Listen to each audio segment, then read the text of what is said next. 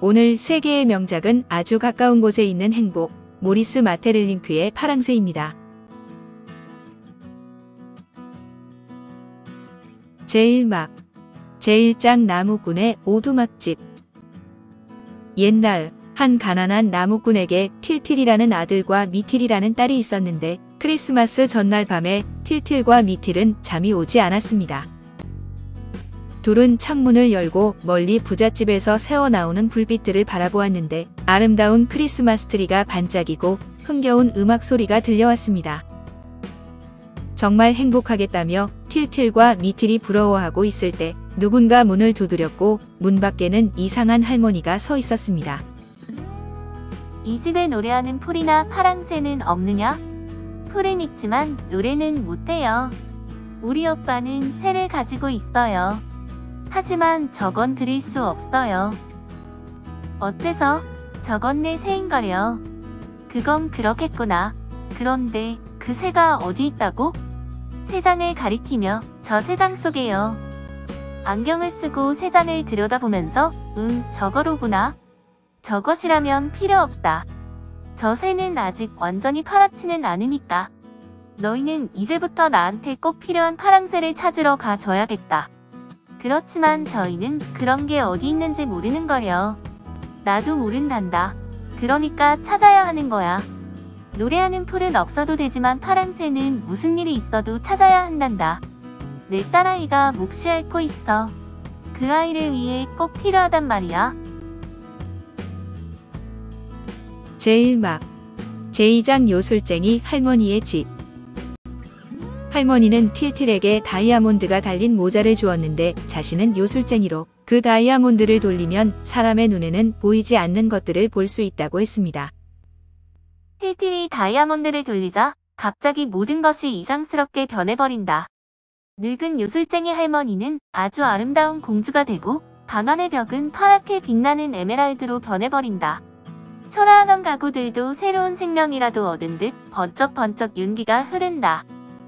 소나무로 된 탁자는 마치 대리석 탁자이기나 한양 묵직하고 훌륭하게 보이고 벽시계의 글자판은 눈을 깜박거리며 생긋생긋 웃는다.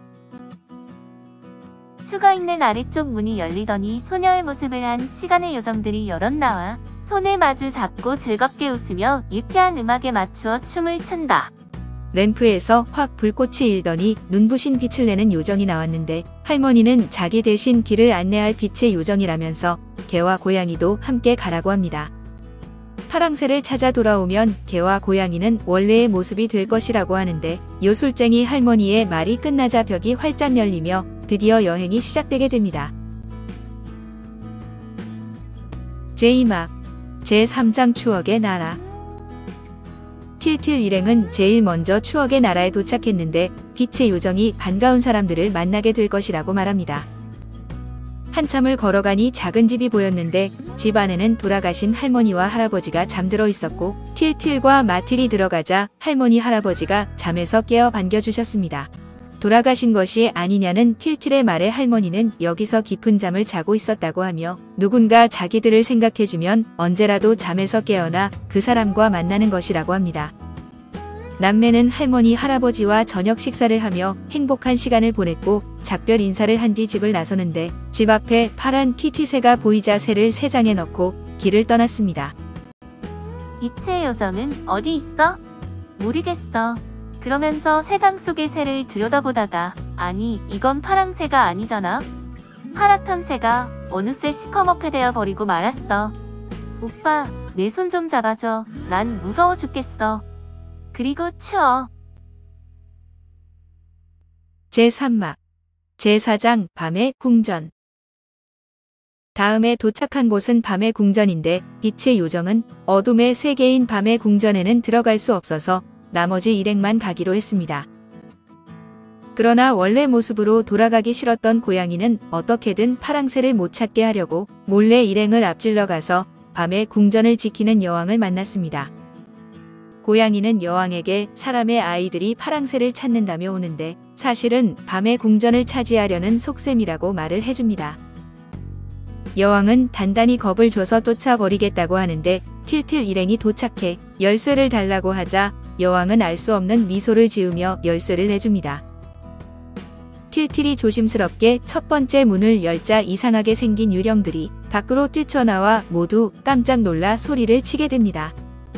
두 번째 문에서는 온갖 끔찍한 질병들이 나왔고 세 번째 문에서는 무시무시한 전쟁들이 몰려나왔는데 여왕은 틸틸이 겁에 질려 더 이상 문을 열지 못할 거라고 생각했습니다.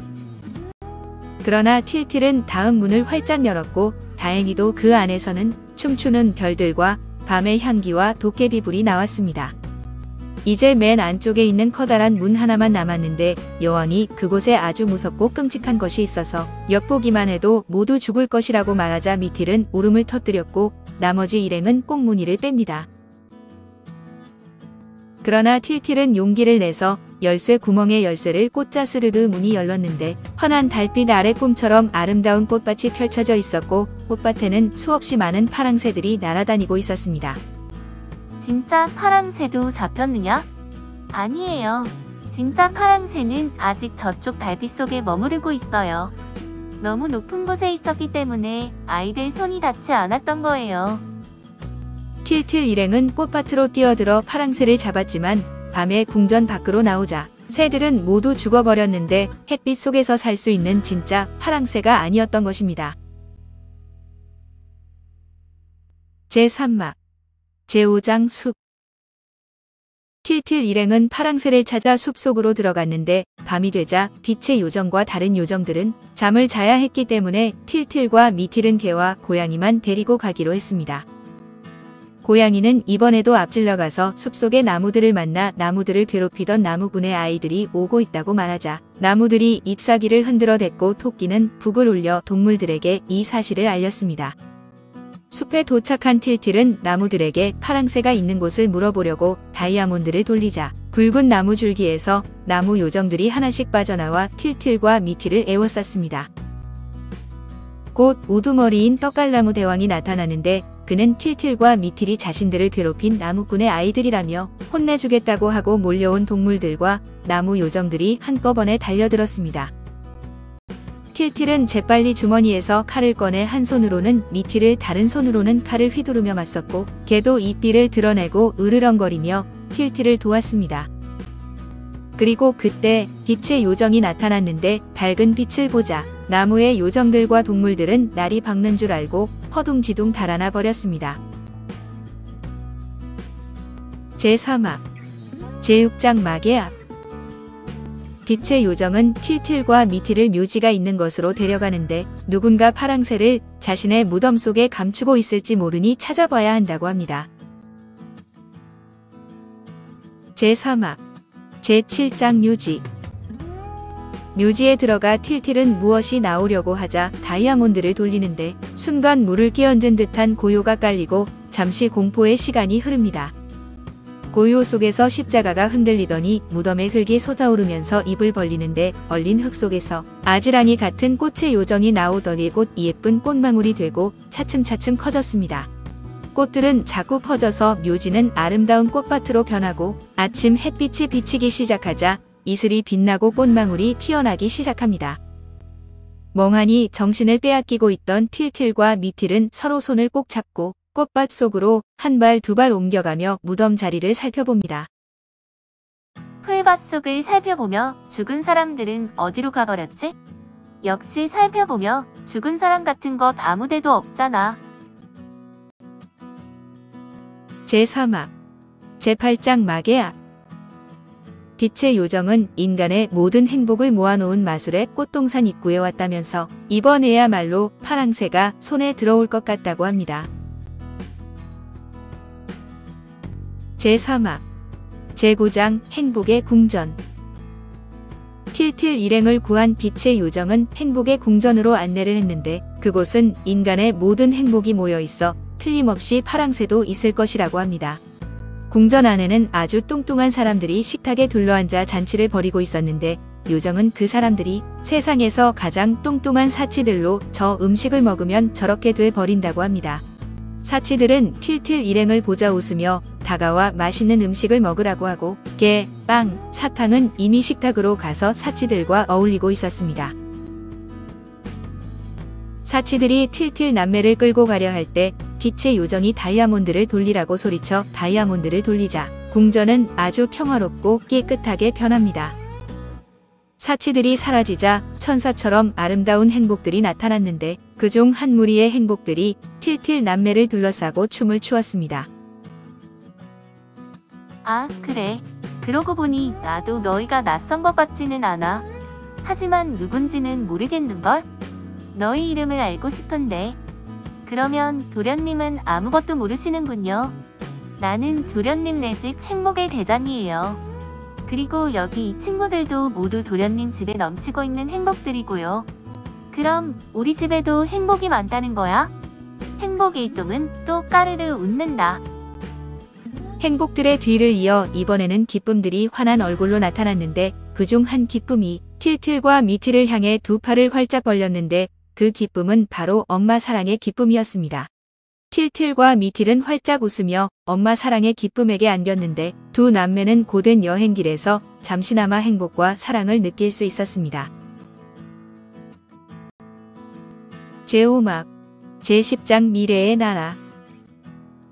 다음에 간 곳은 미래의 나라로 넓은 방 안에 여러 개의 문들이 있는 곳이었는데 아직 태어나지 않은 아이들이 있는 곳으로 아기를 갖고 싶은 엄마 아빠가 기다리다 아기가 나오면 받아간다고 합니다. 파란 옷을 입은 아이들이 일행을 보고 신기한 듯이 몰려왔는데 틸틸과 미틸은 아이들과 금세 친구가 되었지만 갑자기 땅을 울리는 것 같은 소리가 들렸습니다. 때에 할아버지가 세상으로 나갈 아이들을 부르러 오신 것인데 아이들은 자기 문 안으로 들어가 버리고 할아버지는 틸틸을 잡으려고 할 때 틸틸은 얼른 다이아몬드를 돌렸습니다. 제6막 제11장 헤어짐. 정신을 차려보니 일행은 어느새 틸틸의 집 앞에 와 있었는데 아침이 밝아오는 걸 보고 빛의 요정은 헤어질 시간이라서 원래 모습으로 돌아가야 된다고 말합니다. 틸틸과 미틸은 친구들과 헤어지기 싫었고 같이 간 친구들도 슬퍼했는데 파랑새를 못 찾아 할머니께 뭐라고 할지 걱정하는 틸틸에게 요정은 최선을 다했으면 된 것이라고 말합니다. 제6막 제12장 잠에서 깨어남. 어느덧 8시를 알리는 시계 종소리가 들려왔는데 틸틸과 미틸은 그만 일어나라는 엄마의 목소리에 잠에서 깨어납니다. 그때 누군가 현관문을 열고 들어오자 틸틸은 요술쟁이 할머니라고 소리치는데 엄마는 옆집 할머니라고 하고 이웃집 할머니는 슬픈 얼굴로 병이 난 아이의 간절한 소망으로 틸틸의 새를 달라고 합니다. 틸틸아, 너 저걸 이 할머니에게 드릴 수 없겠니? 뭐요? 어머니? 내 새 말이다. 할머니네 따님이 오래전부터 저걸 갖고 싶어 했단다. 참, 내 새 어디 있지? 아, 새장 안에 있다. 미티야, 새장 좀 봐. 저건 빵의 정령이 내내 들고 다니던 그 새장이야. 그래, 그래. 분명히 같은 거야. 하, 새가 파랗다. 틸틸과 미틸이 할머니에게 드리려는 산비둘기가 회색에서 파랗게 변해 있었고 파랑새 덕분에 옆집 할머니 딸은 병이 나았으며 틸틸과 미틸은 정말로 행복하고 기쁜 크리스마스를 맞이하게 되었답니다. 루시안입니다. 그럼 제가 작가와 소설의 뒷이야기를 들려드리도록 하겠습니다. 파랑새. 파랑새는 모리스 메테르링크가 1908년에 쓴 희곡인데 1908년 9월 30일 콘스탄틴 스타니슬라브스키의 모스크바 예술극장에서 초연되었습니다. 이 연극은 여러 편의 영화와 TV 시리즈로 각색되었으며 프랑스 작곡가 알베르 울프는 원작을 바탕으로 한 오페라를 썼고 메테르링크의 이나모라타 조르제트 르블랑은 소설화를 했습니다. 틸틸은 아픈 아이에게 전보다 훨씬 더 파랗게 보이는 애완용 새를 줌으로써 다른 사람에게 큰 행복을 만들어주는데 작가는 죽음의 공포와 운명에 대한 두려움 대신 살아있는 기쁨을 힘차게 노래하고 있습니다. 원제목은 로아조 블루로 1908년에 소련 모스크바 예술자 극장에서 세계적인 명연출자인 스타니슬라브스키의 연출로 상연되어 대성공을 거두고 그 이듬해의 책으로 출판됐습니다. 모스크바 예술좌에서 1년이 넘도록 계속 상연됐고 뒤이어 런던, 파리, 뉴욕 등지에서 연속적으로 상연됐는데 100여 년의 세월이 흐르는 동안 이 작품이 상연되지 않은 나라는 거의 없을 정도가 됐습니다. 이 작품이 이처럼 사랑을 받는 이유는 주제가 행복을 찾는다는 데 있기 때문인데, 틸틸과 미틸은 마지막에 가서야 겨우 아버지와 어머니 곁에서 파랑새를 발견합니다. 마테를링크는 그 파랑새를 놓치게 함으로써 행복이란 손에 잡혔다고 해서 언제까지나 머무르는 것이 아님을 보여주며, 행복을 잡아두기 위해서는 끊임없이 노력을 기울여야만 한다고 말합니다. 파랑새에는 생각하면 할수록 깊은 뜻이 담겨 있는데, 어린이들뿐만 아니라 어른들까지도 깊이 있게 읽을 수 있는 의미 있는 작품인 것입니다. 모리스 마테를링크. 모리스 마테를링크는 1862년 8월 29일 벨기에의 작은 도시에서 태어나 프랑스어로 작품을 쓴 시인이자 극작가입니다. 소년 시절 가톨릭교통 학교에서 종교적 교육을 받으며 자랐고, 대학에서 부모의 희망에 따라 법률을 공부해 변호사가 되었지만 예술에 대한 그리움을 버리지 못해 마음속에 심한 갈등을 갖고 살았습니다. 내성적인 성격에다 말솜씨도 좋지 못해 변호사 생활은 고통의 연속이었는데, 그가 변호하는 재판은 언제나 진다는 평판이 날 정도였습니다.